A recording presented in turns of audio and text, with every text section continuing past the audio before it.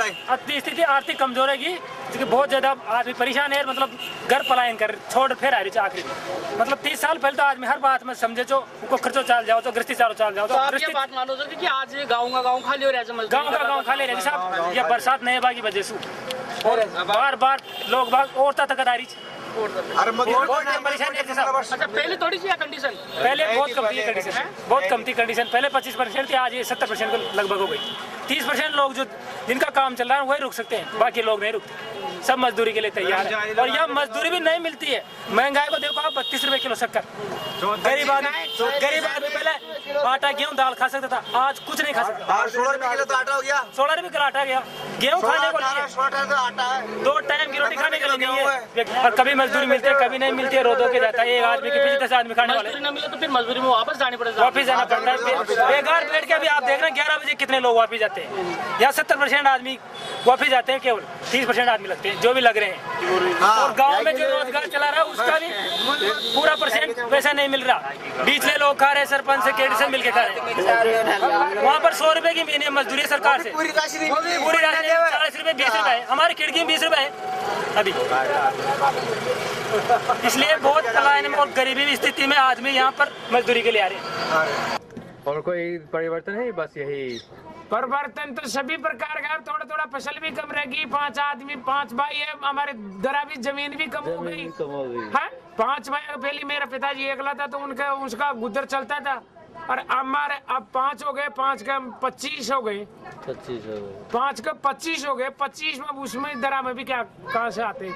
यहाँ के जीने में थोड़े से कठिनाई आती है और गांव के जीने में सुख सुविधा मिलती है, सुविधा के हिसाब से मिलता है। यहाँ क्या है, खाना शुद्ध नहीं मिलता है, सब्जी शुद्ध नहीं मिलती है, पीने का पानी शुद्ध नहीं मिलता है। गांव में पीने का पानी भी शुद्ध मिलता है, खाना भी शुद्ध मिलता है और वातावरण पर्यावरण की जो हवा होती है वो भी शुद्ध होती है। यहाँ का क्या है, वाहनों की वजह से प्रदूषण ज़्यादा होता है। सवेरे नहा धो कर कपड़े पहन के जाते हैं तो शाम को वही काले मिलते हैं कपड़े हमारे को। हाँ सही।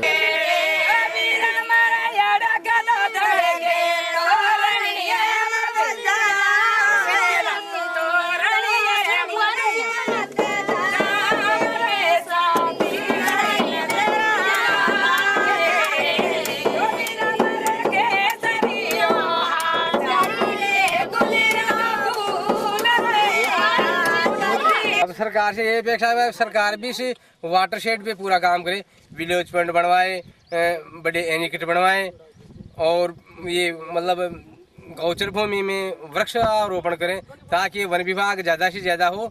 और ज़्यादा से ज़्यादा बरसात, वन विभाग होने से ज़्यादा बरसात होती है फिर तो इसे वाटर शेड ऊपर आएगा। फिर जैसे हर किसान जने तो वो हर खेत में नाटा गवर्नमेंट सहायता कर दे, 75% की कर दे और 25% काश्तकार दे दे पैसा। तो हर खेत में एनीकट बन जावे तो एनीकट से पिलाया कर दे और वो खेत की जो विटामिन है वो एनीकट में रह जावे, वह विटामिन वापस वो खेत में काम आ जावे। और बीज है तो बीज जैसे बीघा में 10 मन पैदा होती है तो 40 मन पैदा हो वाला बीज दे और वो सस्ता दे, गवर्नमेंट फायदा से दे। चौगुना पैदा वाला बीज जाओ। किसान फसल बोते हैं, पैदा करते हैं तो एक तो पाला जमता है, तो पाला जम के फसल को नष्ट कर देते हैं एकदम। और एक जैसे गड़ा पड़ते हैं बाटा, पाला जम के ऊपर से बरसात की लाश तो वो नष्ट कर दे। तो इसलिए किसाना का बीमा बनना जरूरी है। जैसे बीमा चलता रहे और वो एक ताकतवर किसाना का है तो वो जानते हैं वो बीमा की। अब गरीब किसान नहीं जानते तो गवर्नमेंट एक सहायता करे तो सबके लिए बीमा फ्री में बीमा बना दे। और जैसे फसल करते हैं तो फसल में मूंग है तो 20-25 रुपए किलो मूंग बेचते हैं, चना बेचते हैं और खरीदती टाइम 80-90-75 रुपए किलो मूंग की दाल देते हैं तो किसाना ने भाव में भी मार लेते हैं। तो किसान को टाइम आओ जब फसल को टाइम तो कम उनका सस्ता कर देते हैं भाव। और किसान की फसल गई यहाँ व्यापारी ने शेटांग ने और शेट बाद में उनको 80 रुपए किलो भाव बढ़ा देते हैं। 4 बजे से उठर में तो कट्टी पीसन लागी रे। 4 बजे की उठर में तो कट्टी पीसन लागी रे। पीसत हलिया रेगी उसने कैसूरे जैसे नाम लो।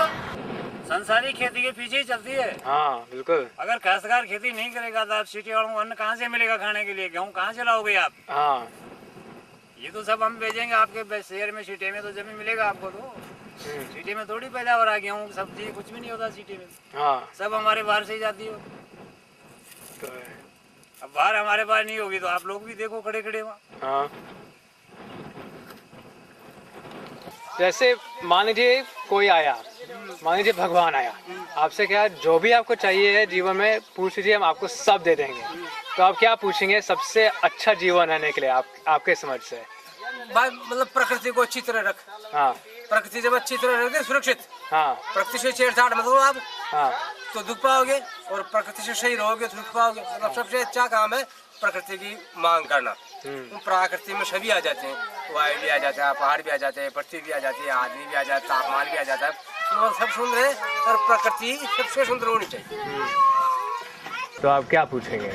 भगवान आ गया तो भगवान से क्या मांगे? कुछ भी आप कुछ भी भगवान से तो दर्शन ही मांगेंगे और कुछ नहीं मांगेंगे। अच्छा। उसके पास धन नहीं है। हाँ तो उनका तो दर्शन चाहिए भगवान का तो। हाँ बस और कुछ नहीं। बहुत अच्छा तो दे देंगे आप सिर्फ भगवान पूछिए। से तो हम सिर्फ यही मांगेंगे कि हमारे जो प्राकृतिक है, जो ये पर्यावरण है, इनको बिल्कुल शुद्ध बनाए रखे, पहले जैसा पर्यावरण करें, यही आशा करते हैं भगवान से। बहुत अच्छा। जैसे बहुत लोग तो जैसे दौलत ये सब नहीं, दौलत नहीं मांगते, हम तो भगवान से ये मांगते हैं कि जैसे मान लो कि जैसे पहले मानसून आता था, 8-8 10-10 रोज के बारिश की झड़ें लगती थी, तो वैसे ही मतलब बारिश का वैसे ही पहले वाला जो आज से 20-25 साल पहले मानसून होता था वैसा ही मानसून हो, यही दुआ भगवान से करते हैं। धन दौलत तो क्या है, धन दौलत में तो क्या होता है, हमारे बच्चों का पेट पाल लें, घर का परिवार का पाल लें, लेकिन वो दूसरों का कैसे पाला जाए? ये मानसून बरसेगा जब ही मतलब पूरे एरिया का, पूरा संसार का वो उदाहरण होगा, मानसून से होगा।